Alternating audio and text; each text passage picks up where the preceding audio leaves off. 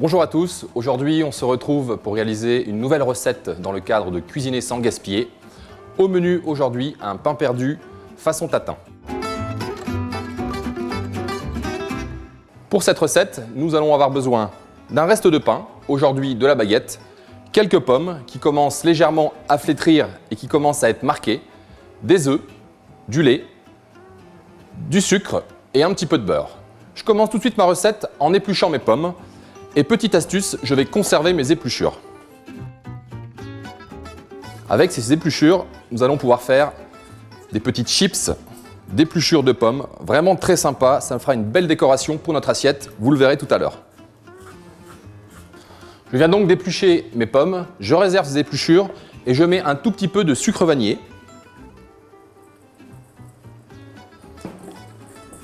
Je mélange légèrement. Et je vais disposer ces épluchures sur une plaque pour les passer au four à 120 degrés pendant environ 1 heure, juste pour les faire sécher.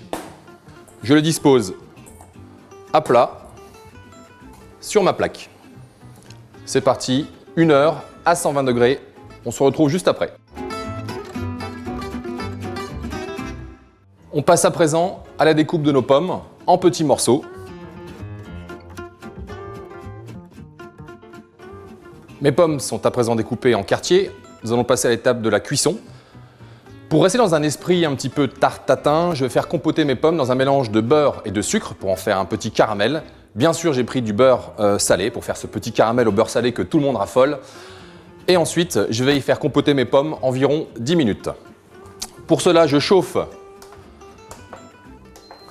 ma plaque. Alors, je me mets au départ sur un feu relativement fort. J'y mets un morceau de beurre, soyons gourmands et généreux.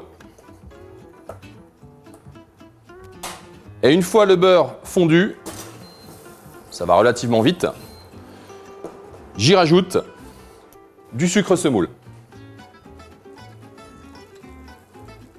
Pour cette quantité, on a à peu près 20 g de beurre et une cuillère à soupe de sucre semoule. Dans un premier temps, le beurre va légèrement mousser avec le sucre. Et puis progressivement, une jolie couleur caramel va se former. Ça va légèrement blondir. Une fois que le mélange est un petit peu blond, on va y déposer nos pommes pour les faire compoter donc 10 minutes. Là, on voit bien le mélange est en train de mousser. Alors surveillez votre caramel. Un caramel qui va trop cuire a tendance à devenir très amer. On va vraiment s'arrêter dès que la coloration blonde apparaît. Ça commence à arriver. Voilà, on est bien. J'y dépose mes pommes.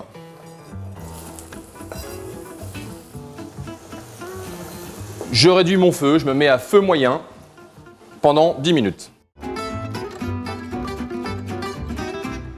Je profite que mes pommes sont en train de compoter dans ce mélange beurre et sucre pour préparer mon pain perdu. Aujourd'hui, on va travailler avec un reste de baguette, mais on aurait pu aussi décliner cette recette avec plein de variantes. Par exemple, une brioche perdue ou des pains aux céréales sous différentes formes. Donc là, je vais simplement prendre ma baguette qui a déjà une journée, donc elle est assez sèche, et je vais la détailler en tranches d'environ 1 cm. Et ensuite, je vais préparer mon petit mélange pour pouvoir humidifier mon pain avant de partir sur la cuisson. Pour cela, très simple, j'ai besoin de 2 œufs dans lequel je vais rajouter une cuillère à café de sucre vanillé, c'est l'équivalent d'un sachet dans vos cuisines. Je mélange cet ensemble et je rajoute un petit peu de lait. Environ 20 centilitres.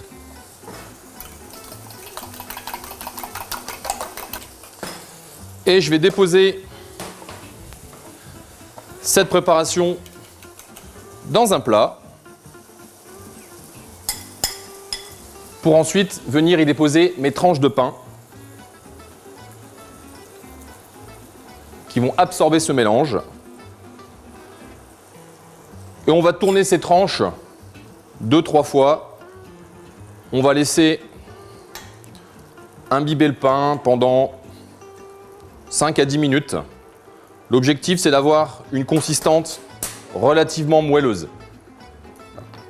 On n'a plus qu'à passer en cuisson sur le pain.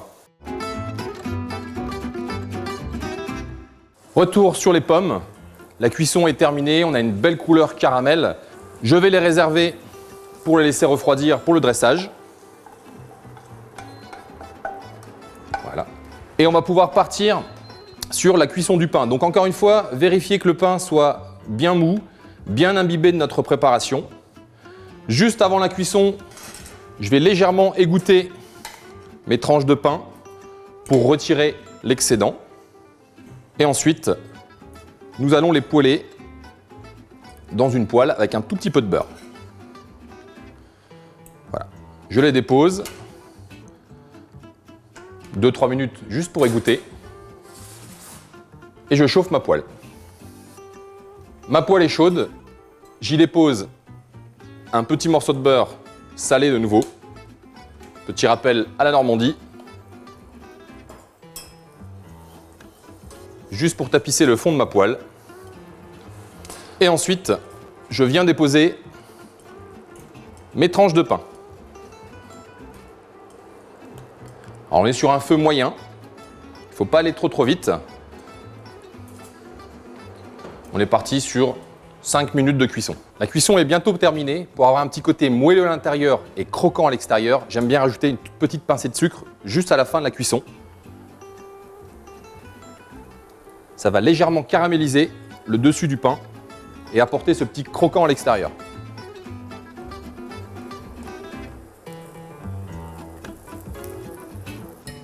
La cuisson est à présent terminée. Je vais réserver mes tranches de pain sur une grille pour les laisser refroidir. Et on se retrouve juste après pour le dressage. Je vais garnir mes tranches de pain de mon petit mélange de pommes caramélisé avec cette belle odeur. Je vais les dresser sur une petite ardoise. On va mettre une assiette avec 2 petites tranches parce qu'on est gourmand.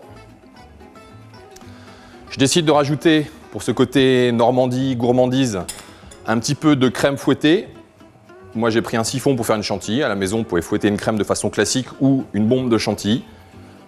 Juste pour y déposer une petite fleur.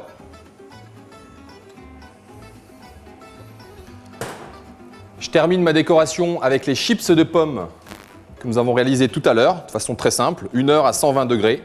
On va pouvoir apporter un petit peu de volume sur ce dessert, mais aussi du croquant. Et bien sûr, à la maison, vous avez tout loisir de mettre une petite boule de glace juste à côté. Glace à la cannelle, par exemple, une belle association avec cette tartine. Glace à la vanille ou glace pomme verte pour apporter de l'acidité aussi sur ce dessert. Moi, j'ai choisi une petite glace à la vanille. Juste une petite quenelle qu'on dépose délicatement. Et pour apporter aussi ce croustillant sur la glace, j'y dépose une petite poudre de spéculoos. Voilà donc la recette du jour. Un pain perdu façon tatin. Je vous souhaite une belle réalisation, une belle dégustation et à bientôt pour une autre recette.